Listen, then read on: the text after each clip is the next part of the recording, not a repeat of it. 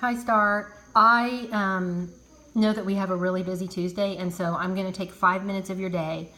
In the email, I did request that you watch this before the Tuesday meeting. This is what I would say if I had time to say it. But I want to make sure that Jamie has plenty of time to talk about rocket math because I know that's a need, and I want to make sure that Joni Sullivan has the 3 or 4 minutes that she needs to talk about Cadre, and hopefully get some of you fine people to sign up for Cadre this year. So what you see real quickly, I want to just introduce what's going to start happening. So what you see in front of you are documents that I created over the weekend. Each one of these documents you can see has a bus number. So bus 69, bus 68, bus 71, and these are QR codes. And so Stacy and Tiffany worked on this all day. So if I just open up this document for you, I would love to show you how I did this, by the way. It's kind of cool. You can see now what I have is a QR code, and this particular one is for a 4th grader, Levi. And so with a QR code reader, which are now on all of your classroom sets of iPads, you can scan this. And what's really cool about this is scanned and it creates a timestamp. So we have absolute proof of when that child entered that bus.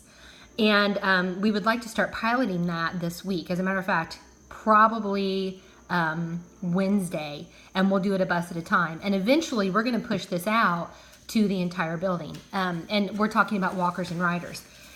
And the reason that I'm really doing this is we've had a couple of instances already this year where kiddos, we know they got on the bus, we say we got them on the bus, they can't find them at Boys and Girls Club. Of course they were there at Boys and Girls Club. We have a walker. Let's say you do everything you're supposed to do as a teacher. You let the kid walk, the parent wants the kid to walk, and the kid doesn't show up at home. And you know, heaven forbid it's something really bad, but we have a timestamp. And that's not just about covering ourselves. This is about keeping kids safe. Because we can say, if a timeline needed to be created, that at 2:50, they were scanned and they started the process of walking home. And so this really is, number one, a safety issue. But we're going to pilot it. I'm anxious to hear your feedback, especially in terms of organization and some other things. So what this will start looking like then is that you'll have one of these for each one of your kids that's a bus rider. If different kids, like say, for example, Levi rode bus 68 on Mondays and Wednesdays and 71 on Friday, you would have more than one QR code. You already know which bus that kiddo rides. And as a matter of fact, I even went to the trouble of putting that on the card. So I don't have an example of that immediately, but like some of these kiddos would say Saxon Callahan, 71, Mondays, Wednesdays, Fridays. And you'll just make sure that they have the right QR code on that day. They'll carry it down to the bus with them. The parent will scan it, and then you'll have those returned to you the next day in your class, in your order for the bus riders. And again, that's creating a timestamp, a record of when kids got on the bus so that we can kind of track them. And so that's the big deal here. And you're going to have all kinds of questions, and we're going to work through it together because that's what we do. And we'll start this pilot on Wednesday, and then we'll start pushing it out. And then from there, we're going to talk to parents about what we're doing as well. This is 3 minutes, and I would have taken much more than this in a staff meeting. Okay, and so actually, I'm really excited about the QR code thing. And we're not the first ones to do it. Crestel's been doing it. Charles has been doing it, so I stole it from them. We are the first ones to do it with bus riders, but the majority of our kids are bus riders, and we do get calls almost every day. You know, which did they get on this bus? Yes, we know they got on that bus. Now we just have empirical proof that, yes, this is when they got on, and this is how we're keeping our kids safe. Really excited to do that for our walkers and riders as well.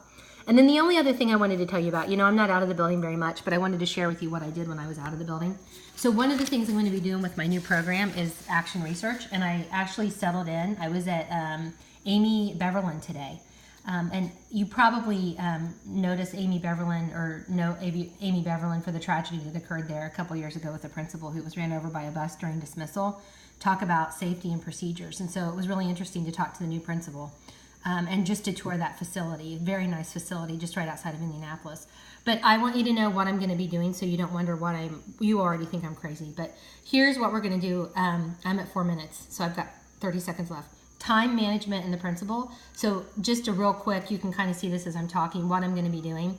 So I'm kind of determined to find out how I'm spending most of my day, whether it's management, instruction, personal, or other. And so in order to be able to do that for 3 days, I'm going to track my time every 10 minutes.